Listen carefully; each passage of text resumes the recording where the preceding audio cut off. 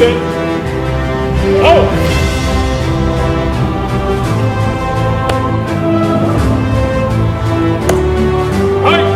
Shoulder. Oh!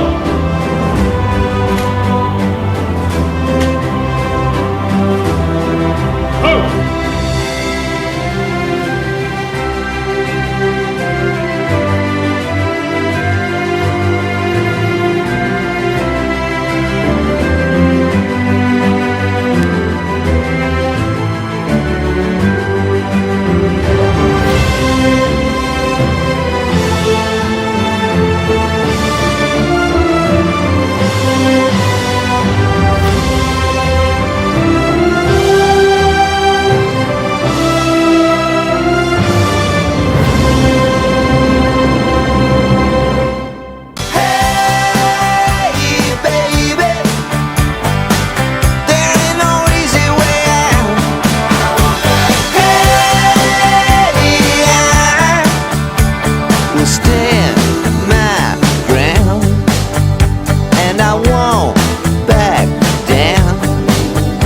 You're watching Check It Out on WHIG TV, hosted by John Check and sponsored by Pridgeon Tire and Auto Center, Sunset Avenue in Rocky Mount, your complete automotive care center. For all your fitness needs, see Norris Morgan at 3D Fitness, 117 Church Street in Nashville, North Carolina. Metro Maintenance has provided fast, reliable services in Nash, Edgecombe, and Halifax counties for over 35 years. Metro Maintenance offers services for residential, commercial, and institutional facilities. These services include heating and cooling, electrical, plumbing, and general repairs. Our numerous years of experience, knowledge, and resources help us to accomplish our mission of serving our customers with superior service achieved through integrity and hard work. All of our work is guaranteed. For service, call 252-977-2730 or find us on the web at metro-maintenance.com.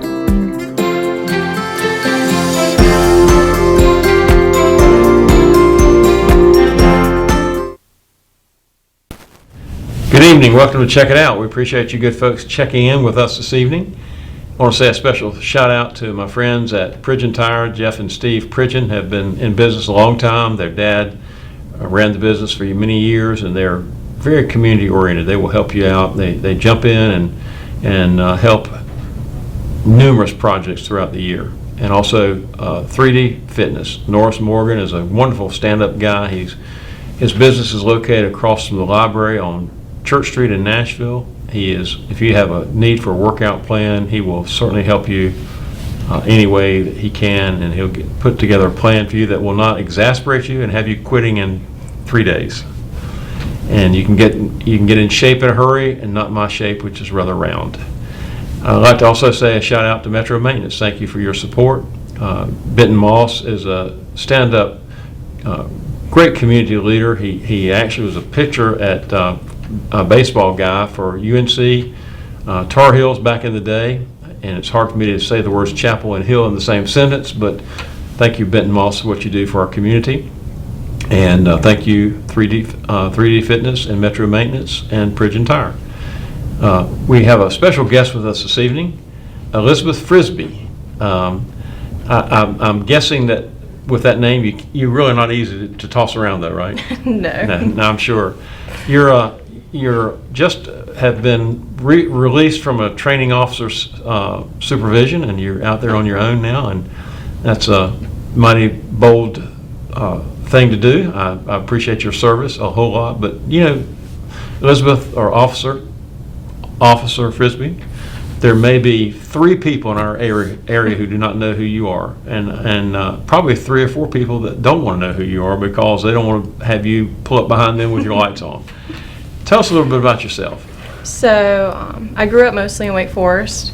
I went to school in Greenville, and it was really important for me to come back more east and be in this area, and I love it so far, and I love my job. Law enforcement has been really fun and rewarding for me so far.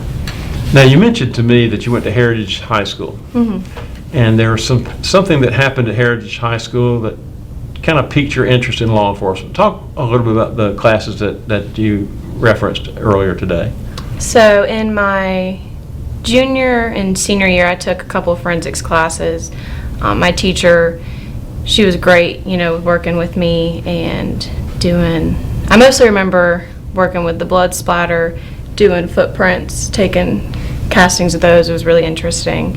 And obviously I loved watching, the Criminal Minds shows and all of that, and that's what really got my interest in this side of work. Well, yes, I didn't tell you about my first Cocker Spaniel dog was named Belker after the character on Hill Street Blues. So I feel what you're talking about here.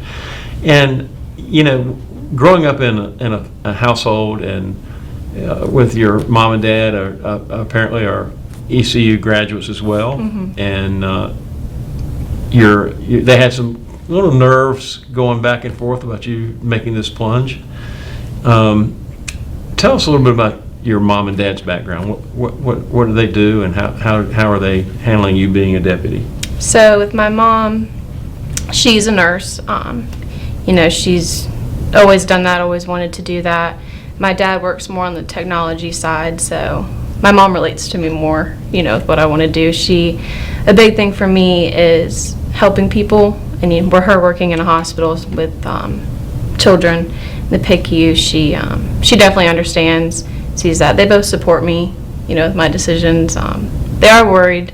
Their only daughter and the oldest child, so first time they have to go through something like that is with me. Well, I would guess that it would be difficult for a daddy to, I don't mean to be talking down to you at all, but to have my little girl go out and put on a uniform and put on a gun and put on a bulletproof vest and go out in the real world would be a little difficult for some daddies to deal with, I'm sure. But your dad has accepted that and supports you, and that's great. Yeah, they've come to everything. When graduated from BLET, got sworn in, they've been there supporting me for every step. So that's great. And talk a little bit about your time at East Carolina. Now, it was known as a party school way back in the day. I don't know if it was when you were there or not, but I know that the programs are not easy. And you start out in an educational program. Talk a little bit about that. So up until going into my senior year, I was an elementary education major, which was something I still want to do. But now I've kind of switched it to eventually I want to work with kids on this side of work.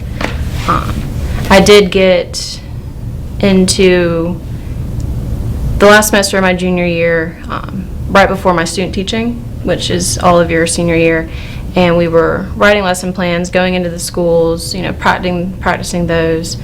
I was in a sense burnt out, and looking back, I kind of always, debated switching my major, but I felt in a sense that I was started with elementary education, I should just finish it, see it through.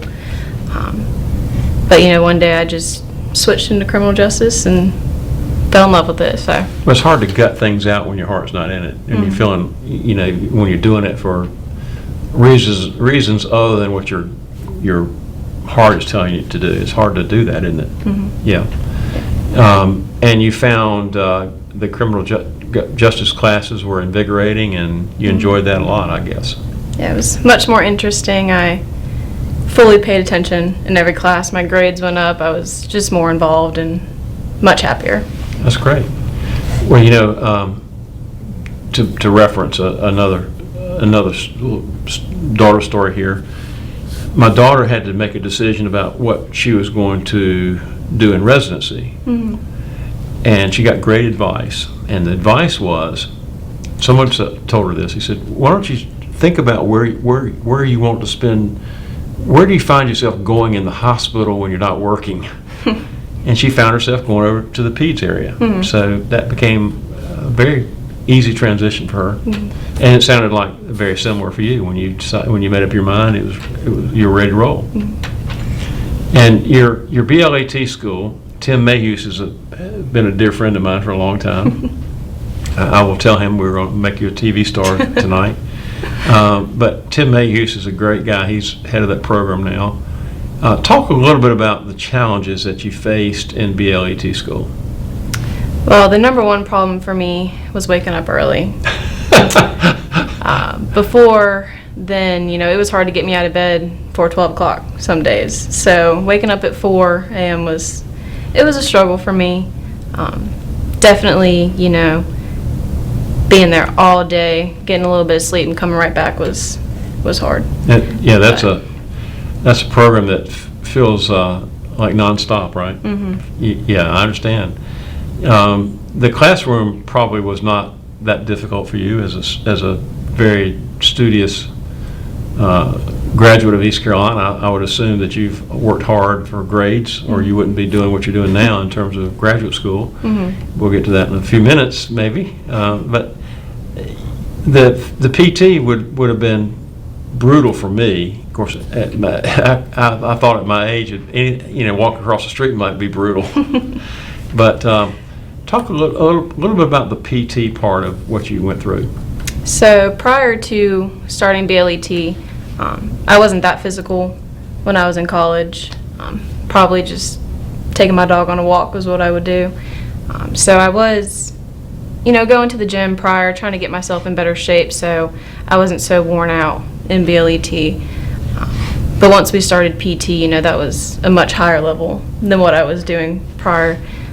But I could definitely tell an improvement going through, especially comparing the start to the finish. We practiced the POPAT twice before the final one, and I didn't pass the first one, but the last one I passed, with minutes left that I had. So now, talk a little bit about what some of those physical requirements were. What kind of things did you have to pass? There's a Cooper's and a POPAT. So the Cooper's is a 1.5 mile run. There's a sprint portion, the jump and reach portion, push-ups, sit-ups, and you just have to really show improvement on that they also test you 3 times for that as well. And then the POPAT is more of a physical agility test. You're going to do push-ups, you jump over a 4-foot fence and do like a dummy drag. Do that, you do a barrel roll. You just have to do that timed. Well, I remember back in the day, I mentioned earlier I was in the criminal justice program over at Wilson Community College right out of high school, and the hardest thing for me to do, believe it or not, early on was to learn to shoot. I went out with a pistol one time on my own at a big sand pit and tried to hit a mud puddle that was probably 50 feet across, and I missed the whole mud puddle. So that was pretty bad. But I had really very capable instructors, and I did well with that at the end. But talk a little bit about other aspects of the program that you found challenging. Mostly, for me, you do a lot of scenarios, just to do the best to get real life experience, before you are on your own. That was a little bit hard for me. Obviously, some people were great at it. They could, put on a show and really put themselves in the situation, but I just felt, a little awkward acting out things that I knew were not real in front of people I knew. But oh yeah. It took a little while to get, into it and really act like I was in the situation. But that was probably the hardest part for me. Well, on a scale, I guess at some point, introverted or extroverted, have you measured that at all? How introverted are you versus how extroverted are you? I think it goes in phases. Depends on what you're doing, huh? Yeah. But definitely since then, or even more with starting through field training and being on my own, you don't have a choice. You're going to be. You have to be extroverted. If you're not, somebody else will be. Yes. It's definitely improved. I love talk. I've always had jobs where I've worked in restaurants, serving tables, so I love, just talking to people. But it's definitely improved. Well, again, it's hard to imagine role playing when you know it's just a role play, right? Mm-hmm. Yeah, I got you. Back in the day, I actually volunteered to do the breathalyzer test, and I won't tell you how much alcohol I consumed in the classroom to do that, but it was a lot. Mm-hmm. And I remember I felt like I was pretty inebriated actually, and I blew .07, and I thought, if .08 is the legal limit is too high, because at .07 I could hardly walk down the hallway, and that was in a controlled environment. We were doing it in the classroom. But, and with all the training you've had, and what I'm aware of is that in law enforcement the training never stops. So eventually, I'm assuming that the sheriff will have you go into different schools to get more certifications. Have you mapped out a game plan for what you want to do that way? I know you just really recently got on your own, but have you begun to map out those kinds of things you'd like to invest time in? So my goal for the future is I do want to do SVU, work with children. So I've looked into, and I've talked to who works in that position now, kind of what I need to do from the beginning to get to that eventually. And I want to take some forensic interviewing classes to interview children and all of that. I am going to Florida this summer for a women's tactical shooting course, which I'm very excited for. I bet. You'll get a bang out of that, right? That was really dumb. Talk a little bit about what tactical shooting is involved. You have a tactical shooting course, I'm certain. What does that look like? I am not too familiar with it. From reading with what we're going to do, obviously the main part is to get your heart rate up, and that because you'll lose some motor skills with that. Right. So practice being in those high risk and stress situations, and first seeing how you'll react, and then learn what you need to do to be successful in those kind of situations. Learning the talent of controlling your pulse rate. I read back when I qualified on the FBI range many years ago, and that's part of the program I was in as a college freshman, really. And we watched this film of the real sharpshooter guy. He was amazing. He could actually, believe it or not, he could throw up a washer that would go on like a bolt and shoot through the hole. And people didn't believe it, so he taped the hole, and sure enough, he was shooting through the tape. But he made the statement that if he ran 100 yards at about 50 to 60% of his speed capacity, he could not pass a shooting class. Because again, the what happens when you run, you get all kinds of stuff going on in your body, and you have to learn to control that. I have a friend who actually went through a tactical training course as a civilian just for the heck of it. And he said it was amazing. So I'm certain I want to have you back on the show later when you can come talk about what you learned. Yes. And now you said tactical shooting course for women. Is that different than for men? I'm not sure. I know that the people that are teaching the course is all women. And then, obviously it's just women that are going to it.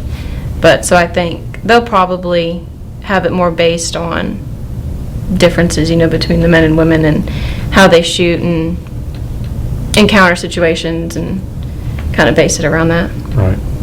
Now, I guess you're carrying 9mm now? Is that what you Yes, carry? sir. Yeah.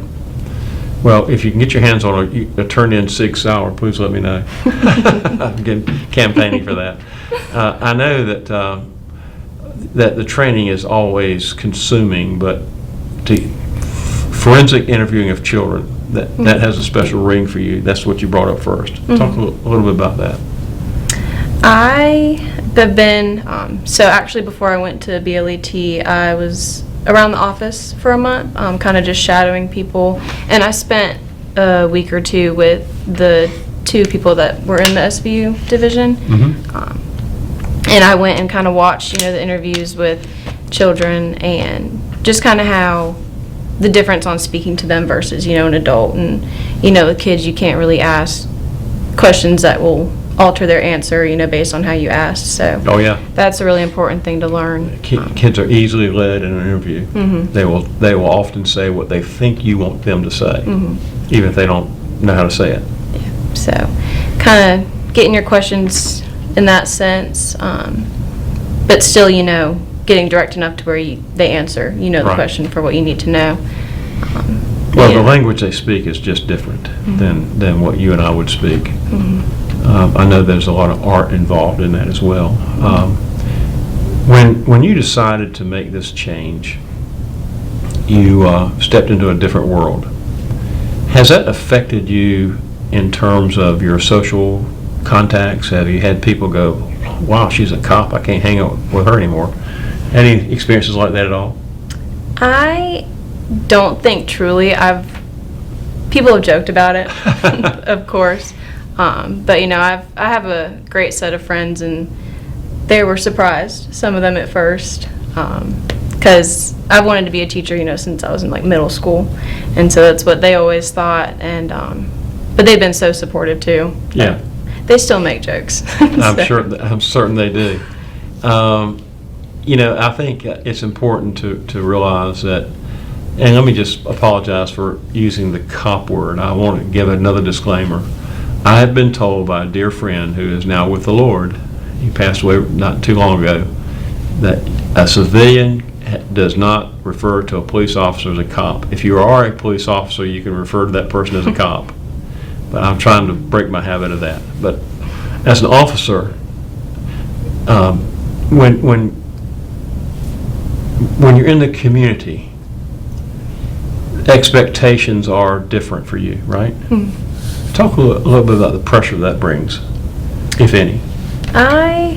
Well, before I really stick to myself, it's just me and my dog all the time. But I do feel, in a sense, obviously with social media, that's very important. And especially, going to ECU, and it's a party school. There were, some people that I were friends with that necessarily I was not close to, but I don't, really speak to anymore, just because they're not saying someone's better than somebody else, but it's just not a lifestyle, I want to be around and you shouldn't be around. But I feel especially, you can tell a difference when, I'm either in my patrol car wearing my work uniform. People either go try to stay away from me, or people are much nicer. But I can definitely tell a difference with that. Well, way back in the day, as an 18-year-old, I jumped into that world, and of course, it's a different world than different times. I lost a lot of friends because they labeled me as a narc. Of course, Yes. they were doing stuff they shouldn't have been doing, and thankfully, I never did drugs, never smoked pot, none of that. I wasn't a goody two shoes by any means, but I thought that, wow, I thought these were my friends, and all of a sudden I felt like my circle of friends changed drastically when I did that. When you made the plunge and we're all in, talk a little bit about the process of applying and getting to the point where Sheriff Stone says you're hired. What did that look like for you? So for me, I kind of went through a long process of figuring out, what I wanted to do, really. I knew it was law enforcement, but kind of what exactly, if I wanted to work, for the county, for a town, city, kind of things like that. I knew that I wanted to be more back east, more towards Greenville, not necessarily work, in Greenville. And so I found Nash County, which I wasn't too familiar with since I grew up in Wake County. I kind of stayed, just over in Wake Forest. But I went in I applied. Mostly I loved that the county versus a city or a town, you have a much bigger area. That was kind of an important thing for me.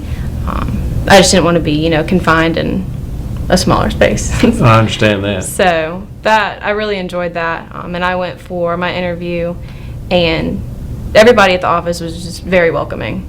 And it was surprising. They were much more welcoming, than any other interview or place, I've been at. So I already felt pretty much at home.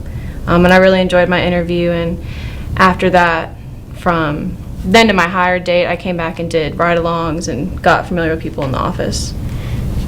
And when you got the phone call that you had had been accepted or were going to be hired, and you're going to be going to VLAT school, did you go, yes? Yes. Or did you go, what, really? How'd you react? I was very excited. I typically do keep my excitement, to myself, but I was very happy. It is my first big girl job in terms, after school, and I felt very proud of myself for, finally getting to this step. Well, you also graduated from VLAT school, and that must have been a proud moment as well. Yeah. Because I know that not everybody gets through that. Mm-hmm. There are some people who drop out. They can't take the academics, and some can't take the PT. Mm-hmm. So I know that that's quite a good accomplishment. That was, I think that's when it kind of started to feel real, because that was, the last step before, I could start, and it felt really good. Well, we're going to take a break here in about a few seconds, actually. I'm going to count Lee down. We're going to go to a break, Lee, and 5, 4, 3, 2, 1, break. You're watching Check It Out on WHIG TV, hosted by John Check and sponsored by Pridgeon Tire and Auto Center, Sunset Avenue in Rocky Mount, your complete automotive care center. For all your fitness needs, see Norris Morgan at 3D Fitness, 117 Church Street in Nashville, North Carolina. Metro Maintenance has provided fast, reliable services in Nash, Edgecombe, and Halifax counties for over 35 years. Metro Maintenance offers services for residential, commercial, and institutional facilities. These services include heating and cooling, electrical, plumbing, and general repairs. Our numerous years of experience, knowledge, and resources help us to accomplish our mission of serving our customers with superior service achieved through integrity and hard work. All of our work is guaranteed. For service, call 252-977-2730 or find us on the web at metro-maintenance.com.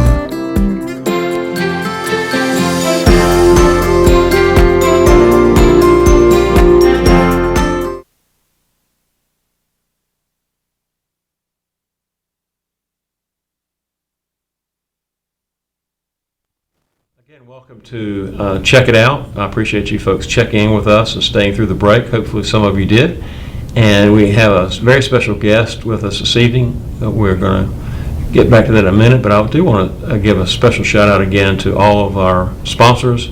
The three that we have are great. They're very community oriented. They do good stuff along the way, and they're very helpful. They've been very helpful to me. I have a per use membership over at 3D Fitness. When I'm not able to get on my bicycle and ride outside, I have a 24-hour pass to get in over there and kind of pay as I go kind of situation. Also, I have used Metro Maintenance. I had a plumbing issue. They came out right away and did a great job getting my plumbing working. And then also, I've purchased numerous sets of tires over the last 25 years from Pridgeon Tire and had many oil changes over at their place, and I've never had a bad experience with any of these folks that are my sponsors. I'm very thankful for that, because I don't lie well. If I didn't have a good response, they would not be my sponsors for long.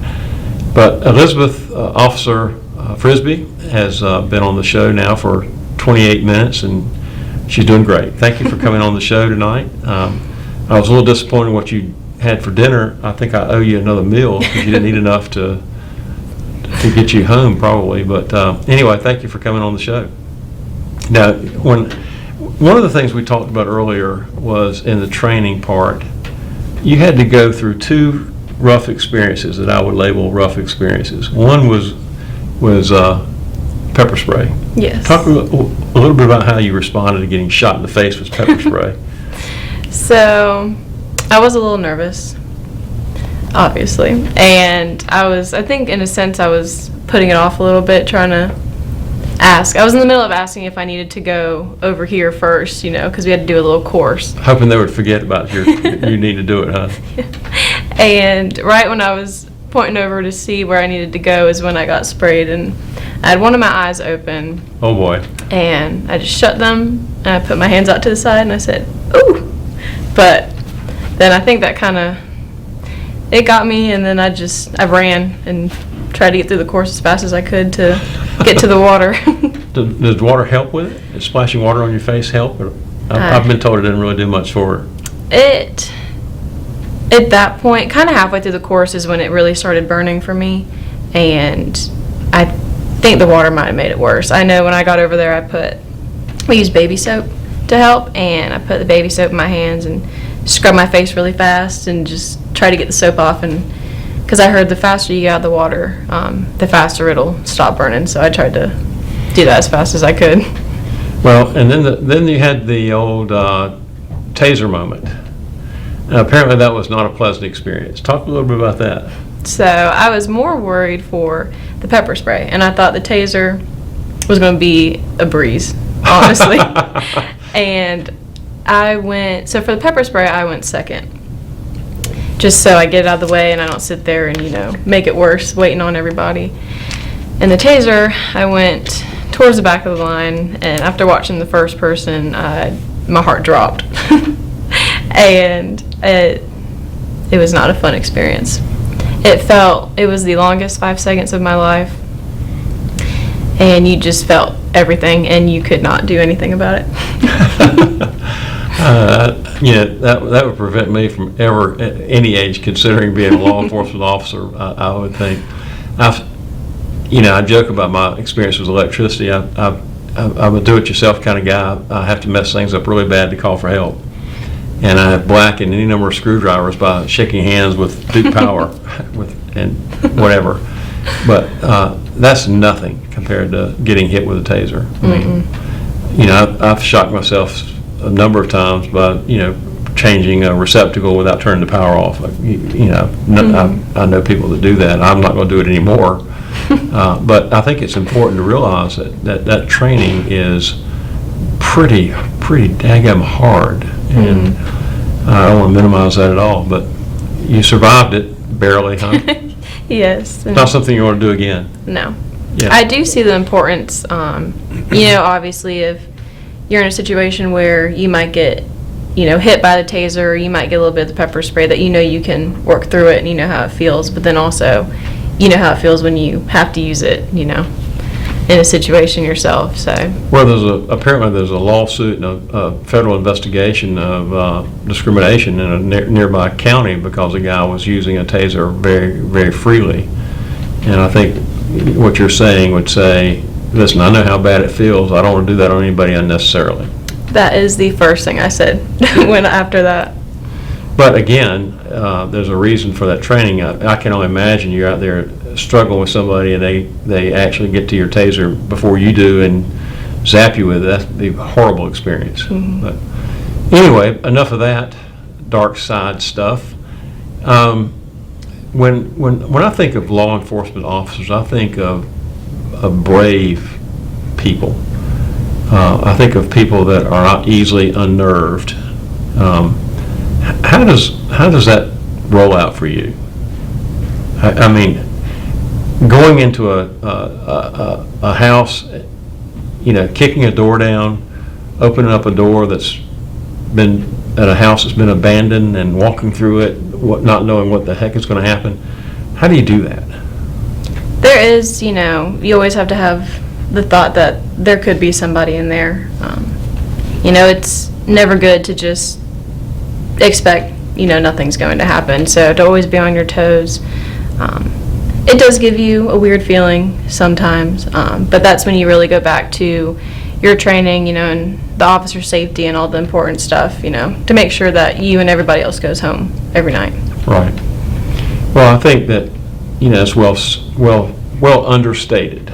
Mm-hmm. When I think about that, I told you about my experience with the air compressor going off at night. How do you control your emotions? How do you tamp down that adrenaline? What do you do to calm yourself? How do you do that?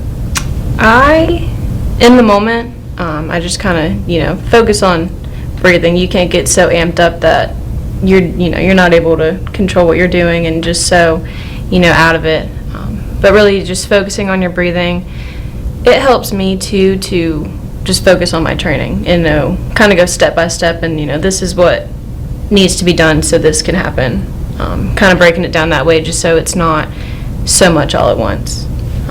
That way seeing it through helps me calm down. Once after it's over, then you get in the car and I play, some music and I would calm down.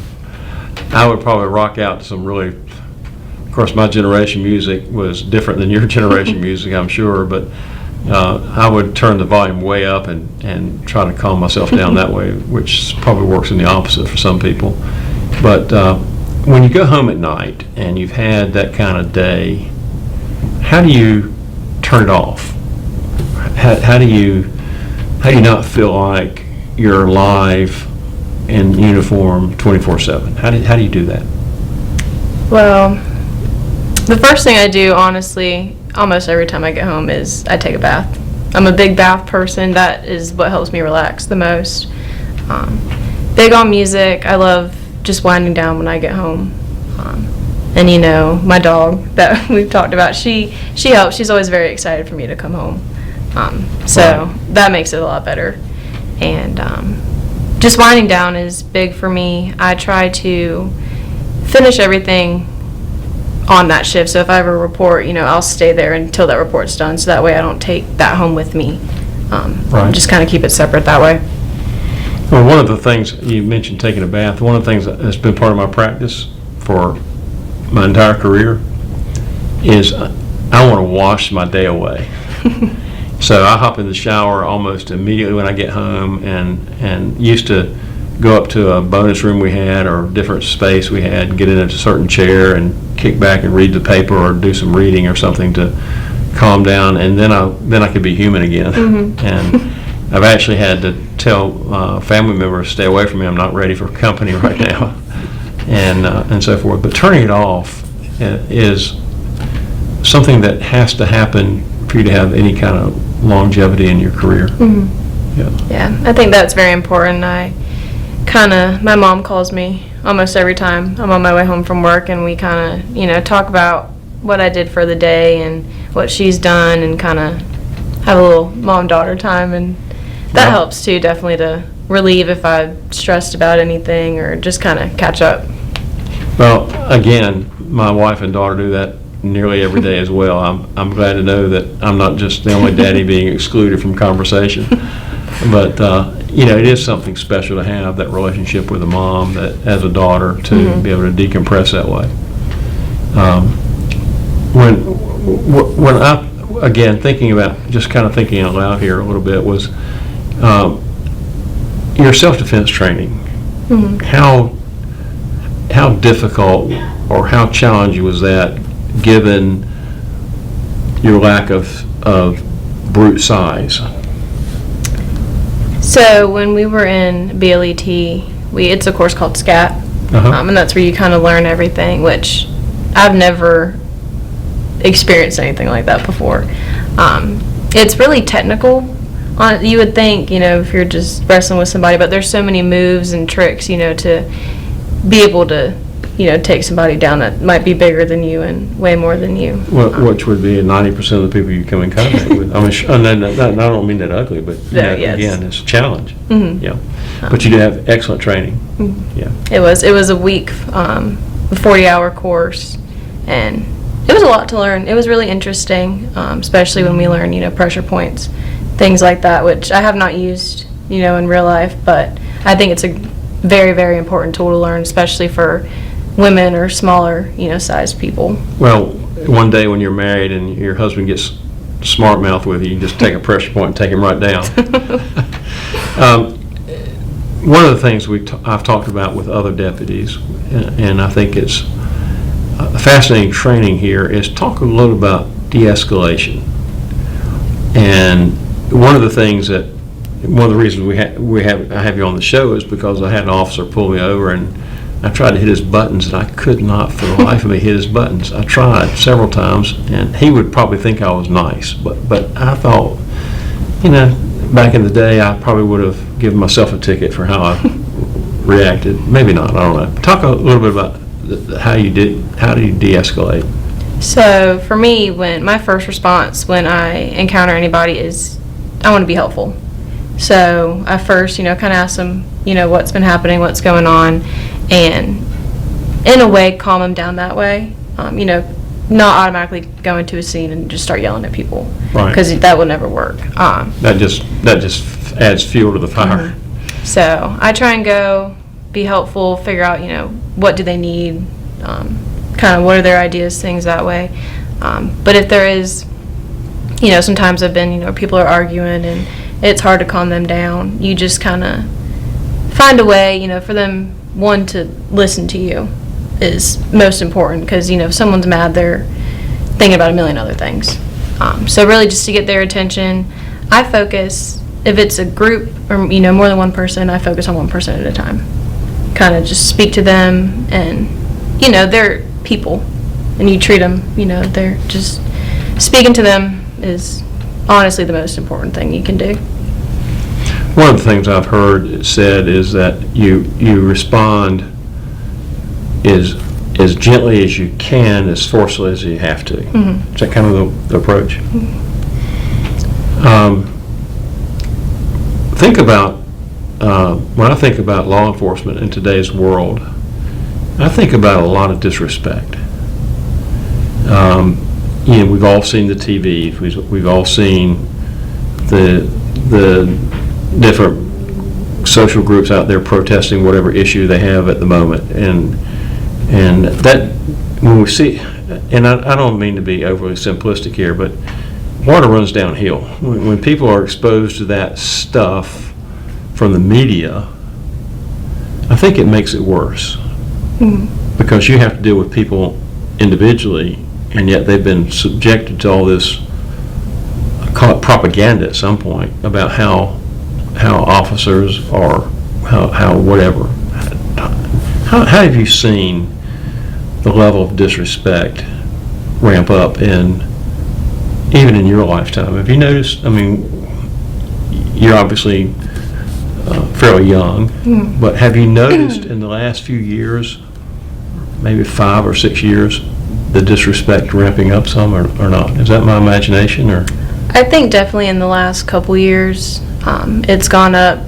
I feel in a way it's starting to go back down a little bit. I know when I was younger, it was very honorable, to be in law enforcement, and then that all kind of changed, and I think I'm not sure if it just goes back and forth, or, haven't been here long enough to see that. Well, I think most things in life run in cycles, and I know that's kind of how, at least I see it. When you don't have the memory or benefit of going through the 2008 economy, where housing prices dropped anywhere from 10 to 25%, and then the cycle kicked in about 18 and 19, and all of a sudden housing prices do this. Mm-hmm. So things typically run in cycles. And you think that what we're seeing now is less disrespect than maybe a few years ago? Is that what I'm hearing? Yes, I think there's been improvements. I've encountered some people that said that they've had bad experiences, and they were honestly scared for me to come, and then had a good experience with me. And I think I agree that a lot of it is from the media, but I don't doubt that there's people that have had bad experiences, and it's really up to people in law enforcement now, to change those experiences and make them all positive. Well, I had a guest on my show who now serves on the city council, a wonderful human being who is African American or black. I'm not sure I don't even know what term to use anymore, but he's a great guy. And he actually was pulled because he was driving a car that the police officer didn't like or whatever, and he was mistreated. Mm-hmm. So that does happen, and it has happened, but I don't think that's where it happens as much anymore. I hope not. But respect is earned a day at a time, and I've often said this, not that I'm any wise sage at all, but I've often said that respect is earned like in a crock pot, a little bit at a time. It takes a long time to earn it, but you can spend it in a second. Mm-hmm. Yeah. And like I said, the officer that I couldn't hit his buttons. Man, I tried. But tell me what your buttons are. Do you have any that you're aware of? Or are you going to be finding out them as you go? I guess I'll find them out. I think I haven't experienced, too much. I've only, been on my own for about a week now. But I've had some people say some things, but they're very upset at the moment with everything that's going on in their lives. You just brush it off. Everybody says things they don't mean when they're angry and upset. So. Well, I also, I've read a lot of stuff that doesn't make any difference about life or whatever. But there's one thing I read that made sense to me was that most men, that sounds like that commercial for face cream or something, particle, whatever. Most men, have you seen that ad yet? It's really a dumb ad. It talks about men and wrinkles. Wow, that's really a different world. But most men, when their pulse rate gets above 110, they lose reasonability. Mm-hmm. Have you heard that kind of stuff before? I have not that low. I know. You have now. I know once it gets a little higher, there's some things, but not at 110. Well, I read that in a husband-wife altercation, if the husband's pulse rate goes over 110, he loses the ability to be rational. So calming people down is a big step, right? Yes. You're also doing some online stuff right now. Mm-hmm. Talk a little bit about that. So after I graduated, I went to ECU for my bachelor's. I continued to do their master's program, but it's 100% online. So I went as a full-time student. I had a year break in between graduation and starting BLET and all of this kind of stuff. So I was a full-time student then. Took 2 courses while I was in BLET and trying to finish. I have 3 classes left, so I'm doing one right now. Hopefully I'll graduate with that soon. Well, that's wonderful. I mean, I don't want to label you an overachiever, but you're certainly driven. I'd like to think so. Well, driven is often a trait of a firstborn. Mm-hmm. And fortunately or not fortunately, the lastborn often doesn't have that same drive. But good for you. Good Thank for you. And what courses have you been taking in this graduate program? Well, right now I'm taking a victimology course. Each week it's kind of a different crime, and we look into the offender aspects, common victim aspects, victim help programs, things of that sort. But I've taken, a bunch of research classes. I really just look over a bunch of research articles, kind of analyze those, look at programs and see what could be improved in them and things of that sort. And what do you plan on doing with that when you have that degree? Other than getting a raise from the sheriff. I hope you get a raise from the sheriff for that. I honestly don't have any plans. I just thought it was something good, to have, and I was so used to school. When I graduated, I didn't really know what else to do with myself. So I thought it'd be best to continue down that route. Yeah, I've heard many people say that when they graduated from college, they didn't have a clue, so they went on and got an MBA. I mean, but real life experience is buttressed with a great degree is a pretty good combination. It was just something that was comfortable for me. It definitely is a lot harder than, a bachelor's degree, but I'm pushing through it and hopefully almost done. So your graduation date is what anticipated? Like next Christmas or this spring or when? I'm hoping, my plan is for next semester to take 1 or 2, because that final course has to be taken by itself. So potentially I would have another year of courses, and I believe I'll graduate next spring. Oh, wow, good for you. One of the things that I'm aware of, and we talked a little bit about this too, is stress. Mm-hmm. There are careers out there that it's very easy to find a chart that labels these different careers as how stressful they are. And I didn't realize that being a minister was stressful, because I enjoy most of it. I don't always, one of the things that is gone is here's the church, here's the steeple, here open up there, the people. Those days are over. So it's a whole new paradigm for churches out there. But stress is stress, right? Mm-hmm. How do you cope with stress without developing unhealthy habits to cope with stress?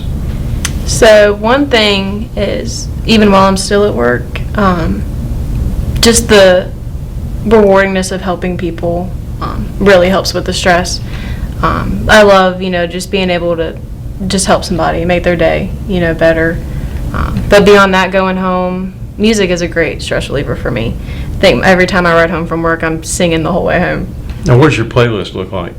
It's a bunch of country music. Oh, cool. So some new, some old, but Well, I've taken a fascination lately. I've only heard him a few times with this Jelly Roll character. I think he has the music that he performs seems to be more almost ballads, where he's got a great story to tell. Mm-hmm. So you're a country music gal. How about that? Yes. Now, do you have boots to wear and a cowboy hat too? I do. Do you have a cowboy hat? Yes. Oh, how? I got it. We went to, it was a graduation trip for me, my mom, my roommates, and their moms. We went to Nashville, so of course I had to get a hat. How about that? Now, did you get into John Rich's bar in Nashville? We went to Tootsie's. Oh, yeah. I think is the older one. That one, I liked that one, but of course we had to go, to Miranda Lambert's and all the big ones, but it was fun. How about that? I would have figured you were a rocker, but then, hey, I don't know. I don't know why I thought that, but country music. Now, what's some of your favorite songs? What are they? What speaks to you? There's so many. Somebody asked me the same question today. We should have been ready for this question then. I know, they asked me who my top 5 artists were, and it changes, but, I always go back to, I like Zach Bryan songs. Uh-huh. You know him? I feel like those are more calming. I like them. I listen to, older songs. I like George Strait. Seriously? Yes. Wow. And Alan Jackson and things like that, but this definitely, I live around like 25 minutes from work, and the whole way home I'm just singing. How about that? Country music. I would not have guessed that, but then, hey, I would have been wrong. When country music for me, one of the things I have a playlist on my phone that I jam with iPod buds, whatever they're called, and I listen to a lot of, believe it or not, a lot of Johnny Cash. And the reason for that is I like to imitate him a little bit, but secondly, his music, the words are very much ballad driven. There's a story he's telling through his music, whether it's whether he's talking about waking up hungover on Sunday morning, or he's talking about life. The song about Rose. To go tell Rose he's this guy dying. He bumps into him, and he wants Johnny Cash, the character, to go tell Rose and give her the money he had left. And so, I kind of get into some of that. I don't listen that much. I have a good playlist on my phone with country music, and I think it's certainly patriotic music, and it's more. It's not always wholesome, but it's more wholesome than what's out in the top charts of pop music today. Well, we're out of time, and I appreciate you coming in tonight. And thank you. Like I said, I think I owe you another taco or whatever you ate, because you didn't eat very much. But thank you again for coming in. I realize that you were sort of drafted, sort of volunteered to be drafted or whatever. And I know that your parents are proud of you, and I know that your great things are in store for you. And I want to just offer this. I want to say, God bless America, God bless North Carolina, God bless Nash County, and go Duke basketball. We're out of here.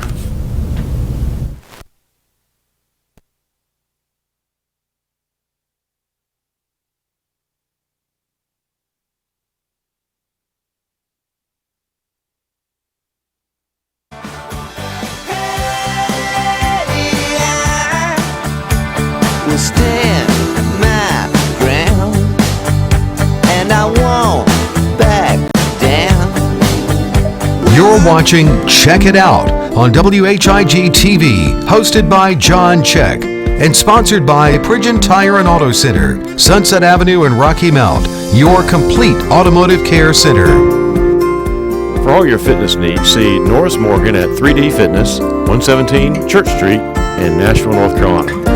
Metro Maintenance has provided fast, reliable services in Nash, Edgecombe, and Halifax counties for over 35 years. Metro Maintenance offers services for residential, commercial, and institutional facilities. These services include heating and cooling, electrical, plumbing, and general repairs. Our numerous years of experience, knowledge, and resources help us to accomplish our mission of serving our customers with superior service achieved through integrity and hard work. All of our work is guaranteed. For service, call 252-977-2730 or find us on the web at metro-maintenance.com.